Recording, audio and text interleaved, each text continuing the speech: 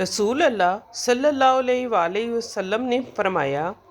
कि आधी रात को आसमान के दरवाजे खुल जाते हैं और आवाज़ देने वाला निदा करता है कि है कोई पुकारने वाला कि उसकी दुआ मंजूर हो, है कोई सवाली कि उसको दिया जाए, है कोई मुसीबत ज़दा कि उसकी तकलीफ़ दूर हो। नबी करीम सल्लल्लाहु अलैहि वसल्लम ने बयान फरमाया कि जो शख्स रात को उठे और कहे ला इलाहा इल्लल्लाह वहदहु ला शरीक लहू लहुल मुल्कु वलहुल हम्दु वहुवा अला कुल्लि शैइन कदीर अल्हम्दुलिल्लाह सुब्हानल्लाह ला इलाहा इल्लल्लाह अल्लाहु अकबर